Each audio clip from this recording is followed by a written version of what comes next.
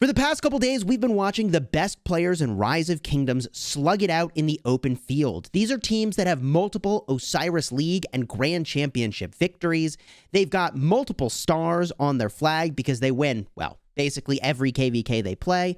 So what commander pairings are they using in the open field? Stick around in this video for the 5 best open field pairings. And if you're a newer player in the game, these are good to know so you can think about what you might work toward. And if you're an experienced player in the game, this is good to know so you can see what you want to go work on next. And for those of you that find it a little confusing to put together open field marches and to manage them fighting in the field, let me tell you about a city building war game where you pretty much just use one army at a time. This is War and Order, the sponsor of today's video. And in this game, you don't collect commanders. You don't have to worry about managing multiple marches at once. You simply build up the strength of your account overall with different things that you collect and power up, and then send one army typically at a time to go and fight. Now you collect a bunch of things that you're sort of used to. That includes troops like infantry, cavalry, and archers, although there are mages in this game which are very powerful and do lots of damage, strong on defense. There are also angels, a special unit that you get when you have troops die, which is a pretty cool mechanic, especially if you end up having your city attacked. And there are even things like a beast that you can bring with you to customize how your army will perform when you send it out of your city. Perhaps what I find most different about this game is that the bottleneck is often not speed ups, it's actually resources.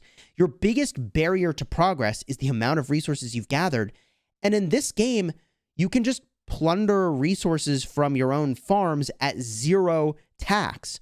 So every single resource you pull from your farm, you could basically take to your main, which means your bottleneck to progress is often simply your willingness to have a bunch of farms. Now, yes, there are, of course, other things that you can collect and spend on. One example of something that you could really power up, which I've focused on, is your artifacts. They give you a bunch of different buffs and have some special abilities as well. But once you set what you want to have associated with your army, when you run out of your city, every army you bring gets all your artifacts and benefits from the majority of the stuff that you've got in your city. If you'd like to check out War and Order, use the link in the description to download the game. That will support the channel and let developers know that I sent you. So please use that link, and you are welcome, by the way, to join us in Realm 1492, where we've got the #1 alliance by power, although we are hotly contested, and we're having a lot of fun. This is a civil war kingdom, and we've basically been fighting every single day. There's no shortage of stuff to do. It's very fun. Use that link in the description to download if you want to play or join us. And thanks again to War and Order for sponsoring today's video. Let's kick things off by talking about the most commonly used primary commanders that we've been watching in multiple top-tier KVKs, as I was showing you with 1960 and even with 1034. These are, again, Osiris League champions that have absolutely decked out, stacked accounts, access to basically anything they want.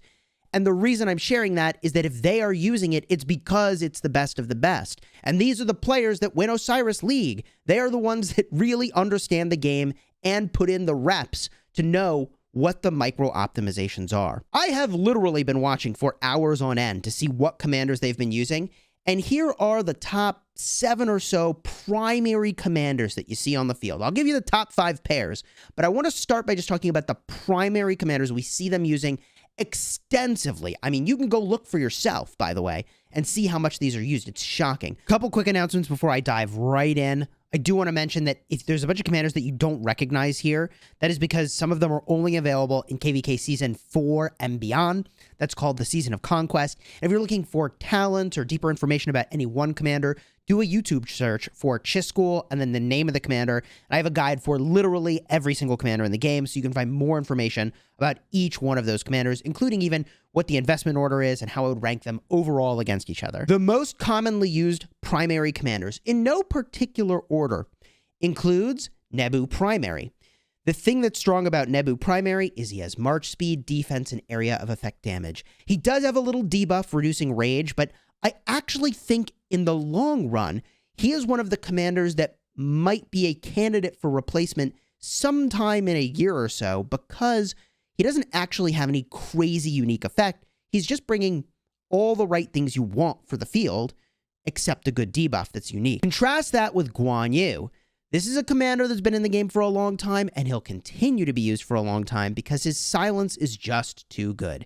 Big area of effect damage with the big silence is a must for the open field, which is why he continues to be so popular many years later. We've also got Nevsky, new hotness. This is because of the 45% defense reduction and the absolutely ridiculous amount of stats and tankiness and punch that you get from Nevsky. He is extremely strong and will obviously be in use for a very, very long time. While we're talking about cavalry commanders, you do see a ton of the XY primary. This is because his active skill will require less rage, the AoE defense reduction is good, and the damage is through the roof. He's another commander that I think will be valid for a long time, although not one of the first I think you should invest in.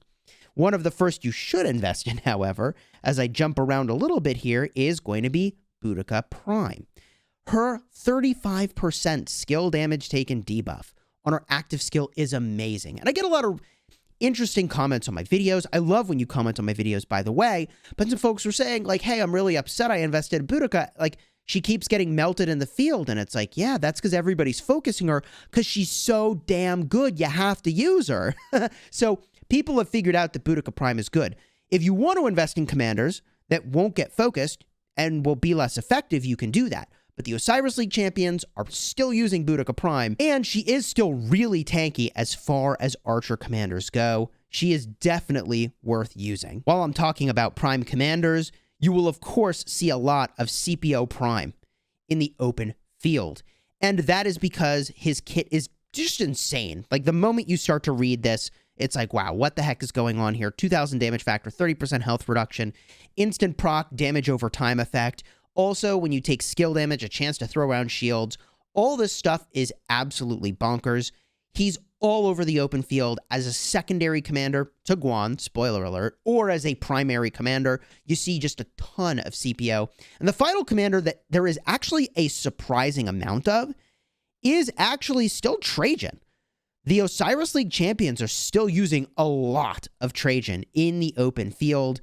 And although normally they use the Ethelfled primary Trajan secondary, I think for the extra march speed from the peacekeeping trait when they battle in Osiris League, there's a ton of Trajan primary floating around. And they wouldn't use him if he wasn't good. He is very strong. Generating rage is really good. Boosting skill damage is really good. And the way they seem to play their open field is to stay in the fights for a long, long time, rather than running in and running away constantly, which is not only more fun to play with a bunch of people that play that way, but also you really feel the benefit of Trajan much more than in the world where you do this like hit and run, don't stay in combat very long stuff, which I think is generally less effective anyways. One more thing I want to touch on before I get into the best 5 open field marches, in my opinion, based on what I am seeing, is the commanders that are still used as primary that I haven't mentioned yet that aren't as common. I mean, you'll see 2 or 3 of these on the screen, whereas you will see dozens of these other commanders I've been mentioning. And that includes, and I'll move through them pretty quickly, Herald Primary. He does a lot of instant proc damage. It's strong. He's popular. And he's also popular because he's so easy to pair with Alexander the Great, who is a commander that you actually still see a surprising amount of as the primary commander. I think you're better off with the Herald Primary.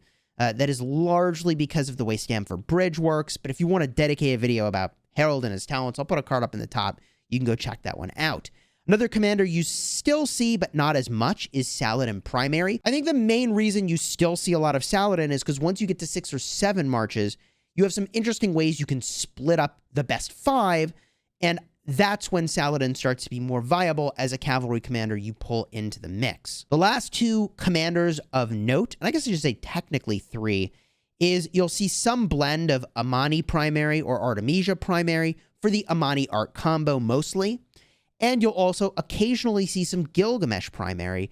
Even though I don't love him in the open field, I think the reason you see the Gilgamesh Primary is for the expertise skill. The Blood Craving is so good. An instant proc debuff that makes it so the target takes more skill damage is a huge win. And the top tier players have all figured out that boosting skill damage is the way to go, and using commanders that focus on skill damage is the meta. Sorry, Attila Takeda. I mean, you can use it. I'm just saying that's not what the best of the best are using. This brings us to the best 5 pairs. You use these all together. It's a murder ball, all 5 in the open field right now. Most players won't have access to a lot of these commanders, by the way. So this is something you can build toward, but only go one commander at a time. Do not work on all the commanders all at once because this list will change probably every couple months as new commanders are released into the game. So, number 1 commander I'm going to talk about in this list is Guan and Skippy. Guan with Skippy Prime is so strong for obvious reasons. The Guan does huge damage, and the Skippy brings a little bit of tankiness, but mostly just lots and lots of damage and march speed, and all of the instant proc stuff and synergy between these two is insane. When a target is silenced, Skippy generates more rage, Guan does silencing. Okay, easy synergy, right? Skippy throws out shields, including shielding himself. Well, Guan can do a little bit more skill damage once you've had a shield fire off that's based on the expertise skill. So yes, Guan and Skippy is in this murder ball, and even though Guan and Leo is an amazing pair that I'll talk about in a little bit, for the best 5 pairs in the open field, I think you're probably bringing 1 infantry march, and it's Guan Skippy. And it's a really easy choice. The next march you're going to see just an absolute ton of is going to be the Nebu primary, and often you will see Esong or Gilgamesh or Tommy as the pairing. Any one of those pairings is going to do great. I will argue that Tommy is the strongest for the passive ability that she does, making the target take more skill damage. It's extremely strong.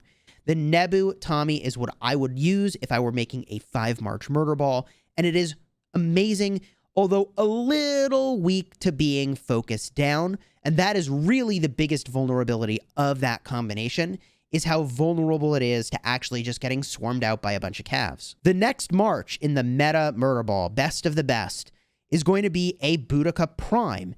Now, you have so many options for the secondary here. Honestly, literally any archer commander will do. Even some leadership commanders like Honda, or maybe even Honda's one of the best pairings for Boudica in the game, but Honda or Mehmed will do amazing. However, with Boudica Prime, I personally plan to use Cyrus, but anything will do. Cyrus generates extra rage. You don't really want to put Boudica Prime with Tommy. That is because Boudica Prime wants extra rage. So you want to pair a commander with her that's going to offer that, like Esong even, will help you generate more rage so you can get this debuff applied faster and more consistently. So I prefer to put Tommy with a commander like Nebu, who, if you actually look at his kit, doesn't have anything that's really over the top with extra rage gen. Sure, he does more damage, but there's no insane debuff like you get over here, making it so that everything else you do is more powerful. From here, we've got to talk about the 4th march, and that is XY primary, paired often with Nevsky. However, I personally like to split the XY and the Nevsky. My preference is to go XY with Honda Tadakatsu or Mehmed, or even Chandragupta would be a strong secondary. From there, you've got a really obvious final march, and if you were only bringing 1 Cav march, there's not even a debate at this being the better way to go for a murder ball. It's just the way, and that is a Nevsky primary with a Williams secondary. Now, some people who use their XY Nevsky will be like, bro, you're wrong. I appreciate your opinion. If you're talking about open field fighting and you want to fight like the folks do in 1960 and you want to fight like the folks do in 1034 where they stay in the fight for a long time, I have to believe that the William, not only to my experience has been better, but simply gives you more consistent rage. And let me tell you, it is God tier difference maker. You will see how insane it is when the William hits multiple targets. My God, man. If you don't want to put the William with Nevsky, you want to use XY William, fine. Pair him however you want to pair him. But in the best murder ball, William is going to be there somewhere. And I think if you're bringing just the 1 march of cavalry, Nevsky William is solidly the way to go when you're going to stay in the fight for a long time, which you probably should. And even if you don't, he does instant proc damage, which is really strong. So to summarize the best murder ball I think you can make right now in summer of 2022, that is Guan Skippy, Boudica Cyrus, Nebu with Tommy, XY with Honda, and Nevsky with William. There are, of course, additions you can make when you go to 6 or 7 marches, which is a part of the reason why this is so easy to work with, those pairings I suggested. You could add on Amani and Artemisia, which only do damage. You can add on Alex and Herald, and okay, now you're getting some extra Alex debuffs. Those are really nice, and the shielding from Alex is obviously nice to have in your murder ball. You can add on a march like Trajan with Mulan. There's a lot of things you can throw in to make 6 or 7 marches if you are going to ultimately get to that point, and most people honestly won't. And if you wanted, another approach that you can take as you move towards 6 or 7 marches is to start to do splits. So instead of having your Guan with Skippy, you split them. So now you have a Guan primary and a Skippy primary. That lets you bring in one of the stronger marches in the game, although they're not in the top 5. That's Guan Leo. And then you can use Skippy Honda. I don't know what video I would need to make to prove to people that Guan and Leo is a great pair. I've actually made many videos where I showcase that it performs simply better than many other Guan alternatives. It's not as good as the Guan Skippy. Never going to make that argument. But splitting the Guan from the Skippy and using them both as primaries is a great way to go. That's something I plan to do. Often you'll see I use Saladin with William. So I split off the Nevsky to pair with my XY, which makes my XY actually a good bit stronger than I think the Honda combo is. And I love this because my XY Nevsky, which gets focused a lot, I think is a safer play than the XY Honda is. And Saladin Williams still does great. Now, the Saladin doesn't bring as much as a commander like Honda does, but I freed up my Honda, so I can put it somewhere else. Every time I make a video like this, there's a bunch of people who ultimately debate the validity of what's here. You don't have to take my word for it. I would encourage you to just go watch the KVK coverage I've been doing. I'll have a card for one of those live streams where you can see for yourself what the best of the best are doing. In fact, I'll have a video for 1034 when they were fighting over here. I'll have a video for 1960 GT right over here in just a second. And if you think there's anything different that should have been in this list, I'm definitely interested to hear about it in the comments. Although, I think if you go see for yourself what's being used as of summer 2022, those are the main combos. And there may be a few things I forgot to mention that you can weave in that are good secondaries. For example, Minamoto is actually a great secondary. You'll see a bunch of that on the field. Not a good primary. No, way to get yourself focused out and destroyed if you use that as a primary, but still a good secondary. There's a bunch of those commanders, but I've talked about that enough. If you're looking for a dedicated video about Mina, heck, I'll have a card up in the top for that guy too.